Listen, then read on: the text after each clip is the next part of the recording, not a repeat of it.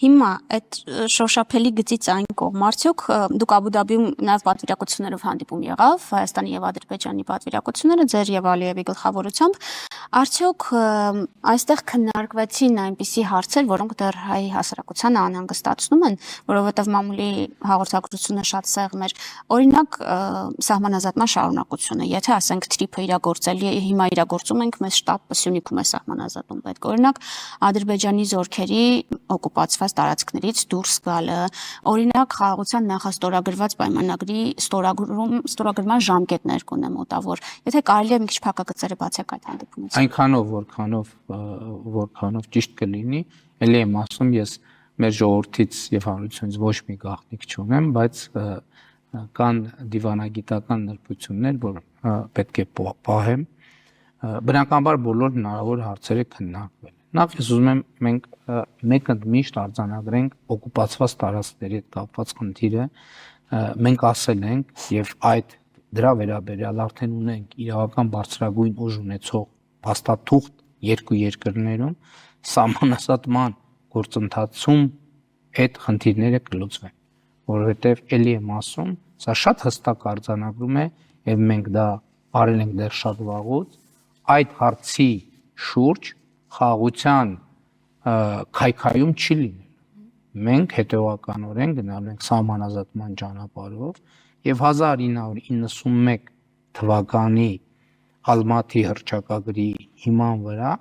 ճշգրիտ արձանագրելու ենք Ադրբեջանի եւ Հայաստանի ինքնիշխան տարածքները։ Սահմանազատման եւ կապուղիների թրիփի իրագործման հարցում կա լրացուցիչ մի նրբություն, որտեղ սահմանը երկար է եւ սահմանազատումը բնականon ճանապարհով բավականին երկար կտևի, իմիջիայլոց ասեմ, որ սահմանազատման հանձնաժողովները իրենք նաեւ հեռավար աշխատում են, որովհետեւ տարբեր փաստաթղթեր են արձանագրությունների նախագծեր են մշակվում եւ այսինքն ամենօրյա աշխատանք գնում է, իրականում սահմանազատումը շատ մանրամասն եւ բարդ գործընթաց է եւ դա շարունակվում է եւ շարունակվելու է։ Կապուղիների մասով, հաղորդակցությունների մասով մենք ունենք ըմբռնում, որ այս պարագայում մենք սահմանազատման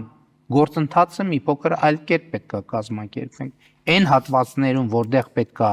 անցնեն երկաթուղի, խողովակաշար, էլեկտրահաղորդման գիծ, այդ հատվածում ենթադրենք իրեն պետքա 500 մետր լայնությամբ տարածք։ Մենք 1.5 կիլոմետր առնվազն պետք է նախ սահմանազատում եւ սահմանագծում անենք, որպեսզի կողմերից որևէ մեկի մոտ կասկած չլինի, թե միլիմետրի ճշտությամբ սահմանը ճշտենք, նոր իրականացնենք կապուղիների հետ կապված հարցերը, բնականաբար քննարկել ենք նաեւ խաղաղության համաձայնագրի ստորագրման հետ կապված հարցեր, խաղաղության հետագա ինստիտուցիոնալացման։ Քաղաքական դաշտում քննարկումներ կան, որ մինչև ընտրություններ, Հայաստանի խորհրդարանական ընտրություններ գուցե ստորագրվի եւ Թուրքիայի հետ սահմանը բացվի։ Դուք ունեք այդպիսի զգացողություն։ Ես ունեմ այսպիսի օրակարգ զգացողությունը այս պահին զգացողության մասին ոչինչ չասեմ, որովհետեւ գիտեք ինչ, հիմա ոչ թե կապված է այդ օրակարգը, կապված է նրա հետ օրակարգի մեջ է նաև դեկտեմբերին ստորագրելը, հունվարին ստորագրելը, հոկտեմբերին, նախորդ տարվա ապրիլին, որովհետև մարտին արդեն ավարտել էին բանակցությունները, այնպես որ աշխատելու ենք։ Շատ կարևոր էր Աբու Դաբիում էլի եւ դա հաճելի պահերից մեկն էր, շատ էական տնտեսական բովանդակություն է հայտնվել մեր խոսակցություններում։ Եվ մենք քննարկում էինք, թե տնտեսական ինչ նախագծեր կան, որ ունեն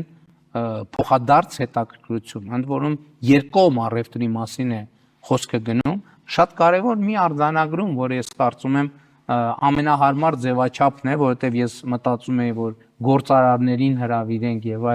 այլն, այս թեման արձանագրելու համար, բայց կարծում եմ սա ամենահարմար ձևաչափն է։ Տեսեք, բոլորս գիտենք, որ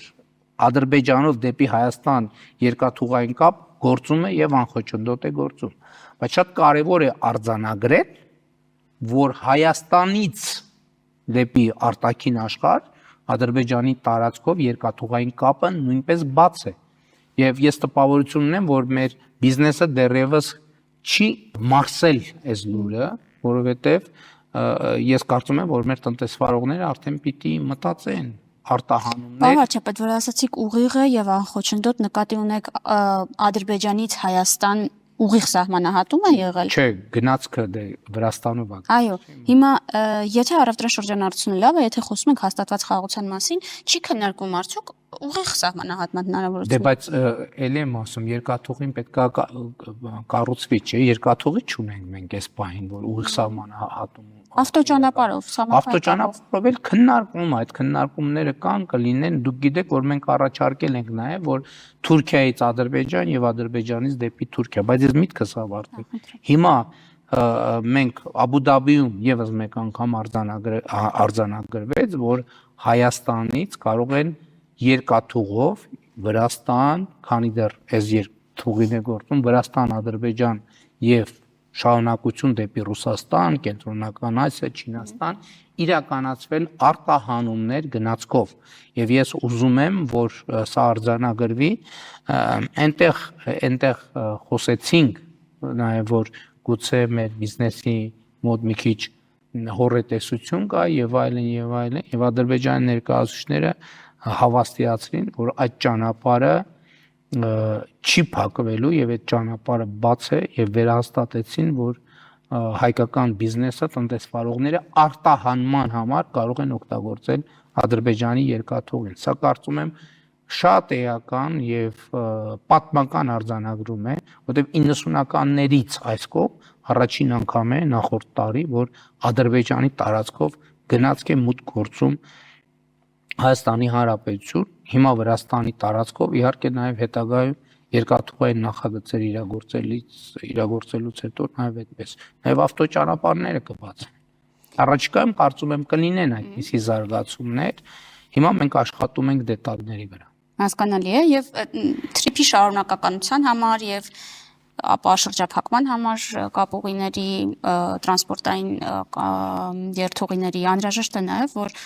հիմա ռուսական ընկերության կառավարման ներքո գտնվող հատվածները երկաթուղը նորոգվեն Հայաստանը դիմել է Ռուսաստանը նշել է քննարկում ենք կասենք հիմա ինչ այլընտրանքային լուծում ունենք մենք պարոն վարչապետ եթե Ռուսաստանը օրինակ հրաժարվում է դա անել կամ ավելի վատ չի հրաժարվում պարզապես շարունակաբար ձգձգում է Տեսեք, նախ մենք իհարկե դիմել ենք Ռուսաստանի մեր գործընկերներին եւ քաղաքական առումով կարծես թե ունենք դրական արձագանք, բայց այստեղ կա մի շատ կարևոր գործնական խնդիր, որի մասին շնորհակալ եմ հարցի համար եւ պիտի այդ դրա մասին պատեհ է որ խոսեմ, որովհետեւ տեսեք, նույն տարածաշրջանային կոմունիկացիաներում մենք ինչ խնդիր ունենք։ Ակնհայտ է, որ երկաթուղին Զանգելանից մտնելու է Մեղրի, Մեղրիից մտնելու է Նախճեվան, այսինքն Օրդուբադ եւ այլն։ Միջազգային կոնտեքստում շատ կարեւոր է, թե ինչպես է շարունակվելու այդ երկաթուղը։ Հիմա կան մրցակցող երկու տարբերակներ։ Դուք գիտեք, որ Թուրքիան եւ Ադրբեջանը հայտարարել են Կարս Դիլիջու, այսինքն Կարսից Նախճեվան նոր երկաթուղի կառուցելու նախագիծ եւ բնականաբար մենք ակնկալում ենք որ երթուղին միջազգային գործի երասխ ախուրիկ ճանապարհին երթով որտեղ կա գործող երկաթուղի որովհետեւ երասխի հատվածում ընդամենը մի քանի կիլոմետր է պակասում երկաթուղային ռելսերը իսկ ախուրիկում ավելի կարճ դա արդեն Թուրքիայի սահմանն է Եվ հիմա մենք պետք է կենտրոնանանք մեր մրցակցային առավելությունների վրա։ Այստեղ մենք տեսնում ենք, որ միջազգային համատեքստում այն փաստը, որ երկաթուղու այդ հատվածը գտնվում է Ռուսաստանի կառավարման ներքո, օգտագործվում է Կարս Դիլիջու երթուղին ավելի նպաստավոր ներկայացնելու համար, եւ սա մեզ համար խնդիր է։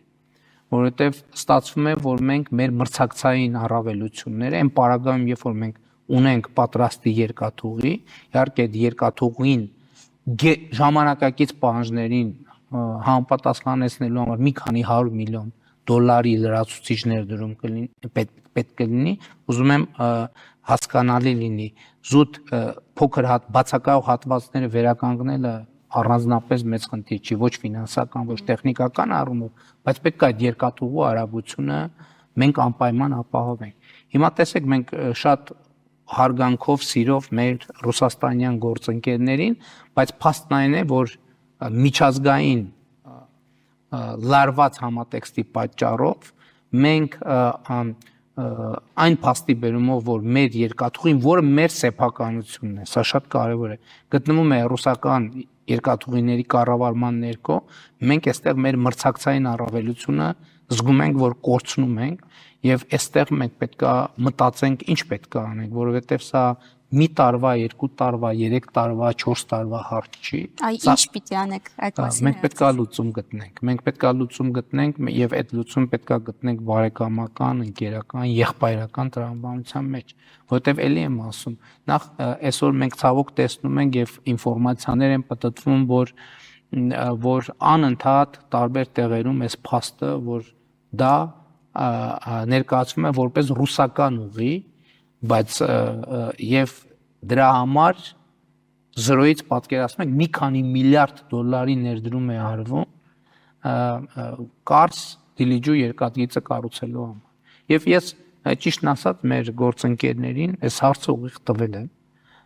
եւ Թուրքիայի նախագահին եւ Ադրբեջանի նախագահի հետ ոչ այդքան մանրամասն։ Ես ասել եմ, տեսեք, մենք գնում ենք կարգավորում, մենք գնում ենք խաղաղության, այսինքն մենք արդեն խաղաղության պայմաններում ենք եւ Հայաստանով անցնում է երկաթուղին։